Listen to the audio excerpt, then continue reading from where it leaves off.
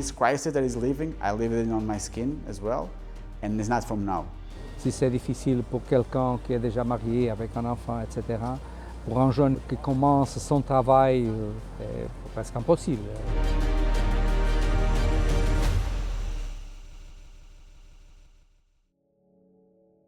This began in 2008, 2011 with the financial crisis that happened that began in the United States and then throughout the world, so the subprime. That had a major toll on construction here in Portugal. Until 2008, 50,000 houses were built every year in Portugal, and it wasn't enough. That number dropped to around 10,000. So if before wasn't enough, imagine for about 7 or 8 years that the houses that were built were not enough to accommodate the people that want to buy it. So that's one of the major causes that led to the actual crisis in Portugal.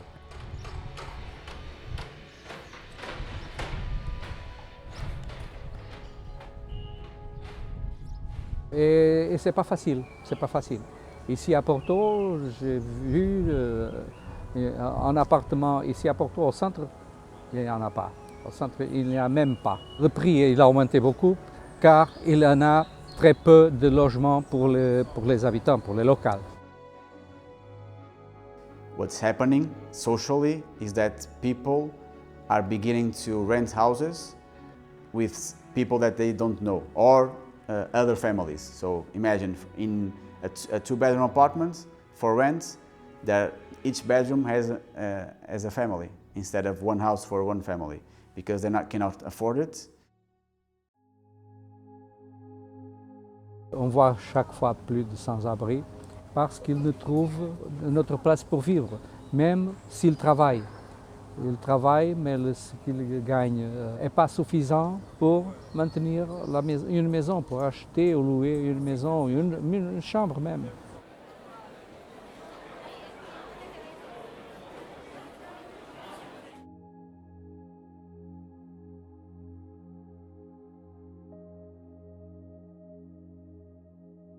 Porto, on those years of 2008, 2011, until 2014-15, the city center was a place that no one wanted to live. The people that lived there were people that their previous generations lived there. But if people were working, the people that were working didn't want to live in the city center because it didn't have the infrastructure that it has today. So the buildings were abandoned.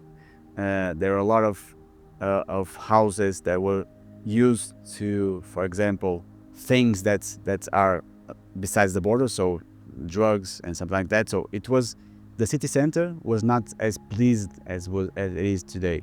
If you walk around the city center of Porto and you walked around 10 years ago or 11 years ago, 12 years ago, you were scared because it was not populated, it was not as fresh and refurbished as this.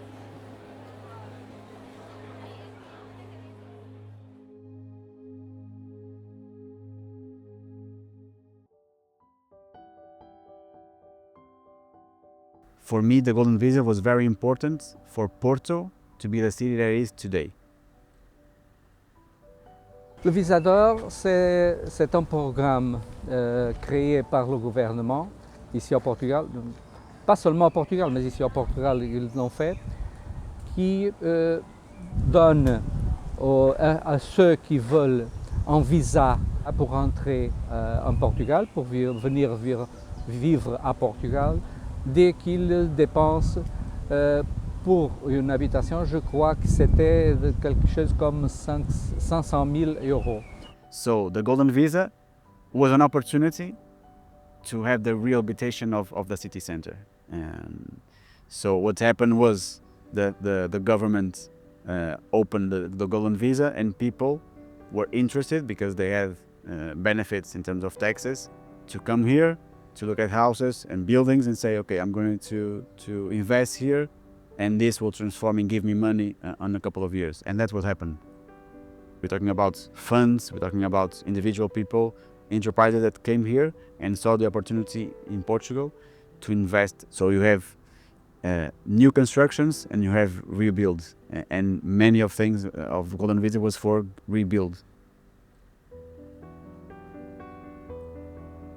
Ils ont récupéré, ils ont amélioré beaucoup d'habitations qui étaient abandonnées. Ça, c'est un effet bien positif. Le problème, c'est que comme c'était bon, et maintenant ils les louent à des prix élevés, que d'autres propriétaires ont vu. Maintenant, j'ai ma maison ici que je loue par, je sais pas, 200 €. Mais si j'étais à Airbnb, alors j'irais gagner ce montant par semaine.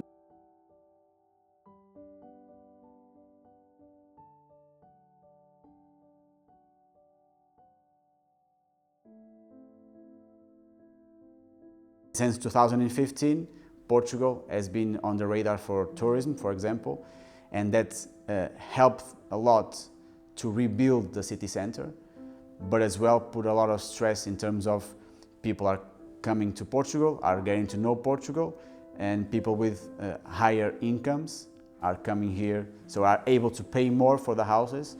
So that led to the pricing of the houses to rise up.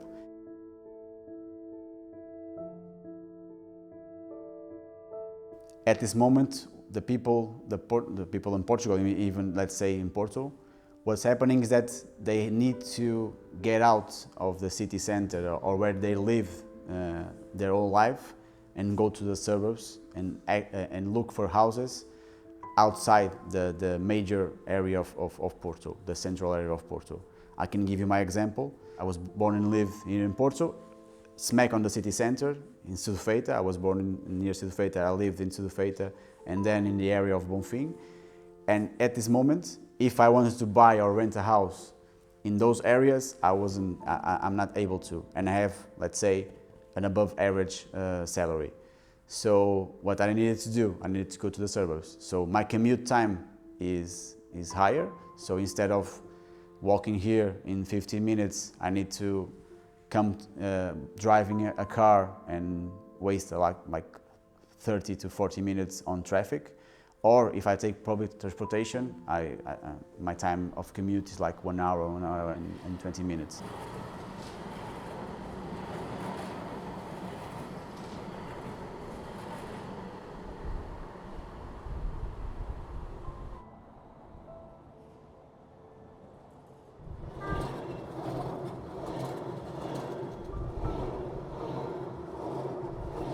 Au centre-ville, les restaurants, ces restaurants vraiment typiques, traditionnels, ils n'existent pas ou il existe très peu. Maintenant, il existe normalement les restaurants gourmets pour les touristes. On voit plus facilement un restaurant coréen ou je ne sais pas quoi, mais si vous voulez manger un plat traditionnel, c'est pas facile à trouver.